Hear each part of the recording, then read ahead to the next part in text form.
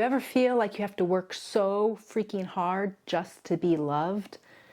That you're doing, trying to make sure you get the attention, the affection, the affirmation, hyper aware out here of what's happening, while still feeling depleted, uncertain, unloved?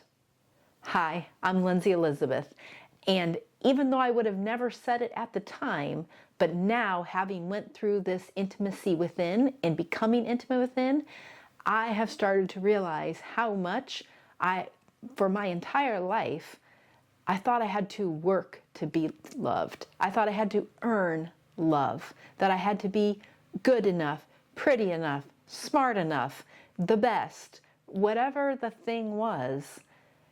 But it's to start to realize that there is a better way, and that way is truth. And so when we come home to the truth of who we are, understanding our identity as awareness, not caught in the false identities, so many of them, then we're available to be whole, free, and in our true nature, which is what's already true. It's already there. You already are love. We do not have to earn the thing that we already are. But there is usually a huge gap of your experience from what has been and trying to earn love, trying to make sure that you're pretty enough, smart enough, hot enough, handsome enough, sexy enough, whatever the things are, so that you can get the attention, literally the gaze, the affection of somebody else, to then prove it to yourself that you're lovable, that you are loved, that you have enough love, that you can be loved. And so here we are, we're stuck, caught in fear, caught in the noise, caught in the projection showing up like boyfriends, girlfriends, husbands, wives, bank accounts, people, places, events, the interface of this reality through which we live in, and we're caught up in that projection trying to find love in all the wrong places because it isn't in any of that. That doesn't mean you can't experience somebody's touch or affection and experience love from somebody, but even if you are experiencing it from somebody, if you first have not reconciled it yet within yourself, it's not going to be experienced that way. There's always going to be a question mark, or they're going to finally find out, or I'm going to do something bad enough that they're going to leave me. I'm going to do something bad enough for them to realize I don't actually deserve this. Feeling like an imposter in your own life. And we shove these feelings away instead of coming in and allowing ourselves to breathe deeply and come into this moment and allow truth to start to permeate, because it's already there. But our mind is so caught up in the projection, so caught up in fear, in the earning love, the working hard to get love. Hello, codependency and toxic relationships, and they are abundant. I talk to people every day and experience these type of conversations where we're looking for love in all the wrong places. And so for me to just say, you are love, you already are that, it's like, okay, maybe, but that's not my experience. Or maybe I'm going to start to buy into this. Or what are you even talking about? There's no way. Let me show you. So if we go back to literally the inception of you, go back to sperm plus egg. Consciousness came in, sperm plus egg, and enlivened that. But consciousness, awareness, was first what is true. Because the sperm plus egg showed up in the consciousness of you. It doesn't seem like that, but it showed up in the consciousness of you, in the space of you. And from that place, your body mind was created from that sperm plus egg. But you still are first the awareness. And that awareness first is consciousness, love, the potentiality of the entire universe.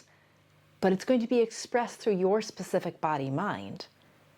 And then early childhood experiences happen with usually our caregivers, sometimes friends, families, and then these early energetic installations happen where we make some kind of conclusion. We make something out here mean something about us. We make that conclusion that my mom got scared about having a new baby, and that fetus feels the energetics of that fear, that uncertainty, and it might then make that energetic conclusion, even though it doesn't yet have a fully functioning mind that is going to have language to say, oh, I feel unlovable. But it's this energetic space, and then as it learns language, it's able to experience that. But people usually aren't walking around feeling like they're unlovable. They might be, but it's hidden and buried deeper. There's doubts and uncertainties and fears in the bedroom, fears on the dates, fears of how I look, fears of if I am too big, too small, my hair not done right, I smell. Like whatever the things are from our five senses, literally our sights, our sounds, our perceptions, our touch. And so as we interact with this world, we're using our mind, we're using language, we're using sight and all the senses. But the deepest sense that you actually have is none of those. It's the sense from your love, from true nature. And we have hijacked that into these rules and agendas that the mind has created, tried to create equations. This is what you do to be loved. This is how you act to get a man. This is how you act to get somebody to sleep with you. This is how you act to get somebody to choose to marry you. This is how, whatever those things are, and we've thought that that's going to be the epicenter and the high hill of love, all while we're missing where love actually originates, and it's right here in our own selves. So regardless then of the life that you create externally out here, it's always going to be wrapped in this inadequacy that you've already started to experience in here, stemming from these conclusions of, I'm not lovable. I have to work hard to be loved. I somehow need to prove myself. I have to show you that I'm the most loyal. Whatever the things are, there's so many different iterations of the same basic type of conclusions, but it doesn't have to remain. Like, this is the good news. It does not have to remain. Any of the judgment, the fear, the mistrust of our own selves, which then is showing up as a reality that judges me, makes me feel unlovable, makes me feel unworthy, unwanted, undesired, not desirable, not worthy of being desired, not mattering enough to even be desired.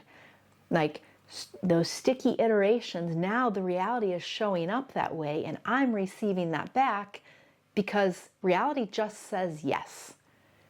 No matter what our conclusions are, reality's not going to be like, what about this one? No, reality, you are the creator. You are so freaking powerful because you are the source. You are love itself. And from that place, if we were not caught up in our fear-based projection of our mind in these fear-based conclusions, we would be experiencing the fullness of love because we would be projecting that and then experiencing that back. So as I've been doing this work and clearing up the conclusions that I've made personally early on in childhood, energetically, as I do that, and I go from something that I believed to be true that just never was true, and I shift that out of that low vibe frequency of fear and of lie and of distortion, cacophony, not truth, and you shift it into what is actually true. From that place then, as I project and I live life, it can literally, sometimes it's different people and experiences, but it literally can be the exact same people in my life that I start to experience completely differently. They even say different things. They act differently. Life just is experienced differently. This life is magical. It's mystical. It's delicious. It's amazing. But you don't have to fight for the thing you already are, which is love. You don't have to fight to experience love because you already are that. And anything that is keeping you from experiencing that is untruth. It's distortion. It's cacophony. It's fears. And it's not what is real. It seems real. It seems so real. And it's so sticky. And it just keeps capturing our attention, where we're looking out here and looking out here and looking out here and thinking, if I hurry, scurry, do these things, somehow I'm perfect enough, somehow have enough performance, somehow stay busy enough, somehow, like through so many equations, do what this movie star does, do what this model does, do what this influencer does. Whatever the people, places, events are in your specific world, there's always going to be somebody of comparison, because that fear-based system is going to be based on the judgment of comparison, the judgment that fear induces, that then keeps me from the love that I already am. So going and trying to find love in connection with somebody else, literally from a date to intimacy to sexual interactions, if you first do not have it here, you can experience all of that.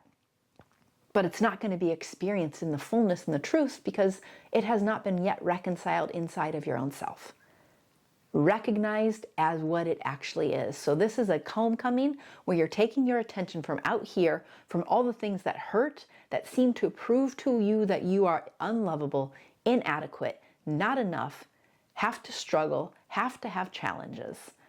And instead you come home to the truth of right here.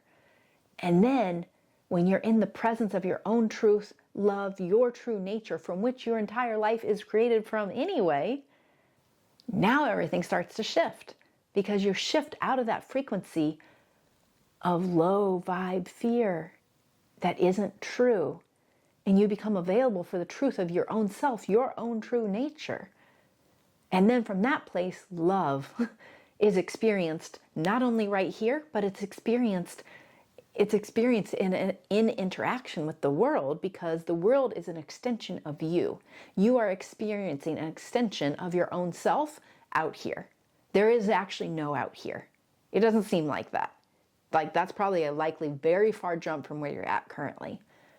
But I'm going to start introducing these things so you can start to open up and expand, because this reality can be in a whole new world, a new fantastic point of view, in an entirely new way that you've never experienced before. And you're going to have people, places, events, as you shift, some things are going to fall away. Other things are going to emerge. But if you weren't interested in something different, you wouldn't be here watching this. Because intimacy within is what's available.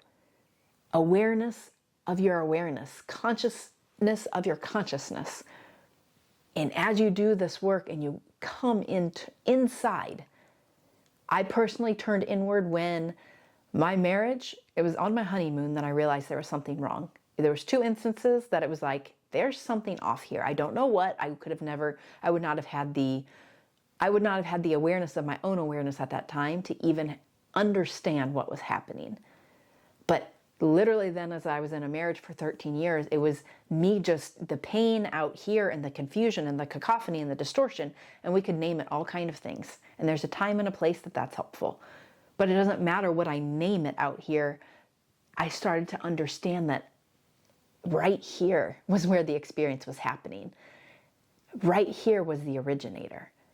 And once I started to come inward, and then post-divorce, as I deepened in this work and I really started to become intimate within, it changed everything. It literally has changed my entire life in ways I could not have fathomed. People, places, events, money, the entire spectrum.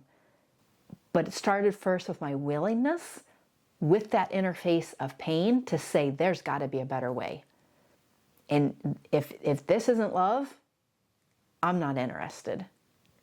And me personally, where I was at, the church I was in, the family I was in, whatever. There are so many ways that love was being sold to me as jacked upness, and that was what was true.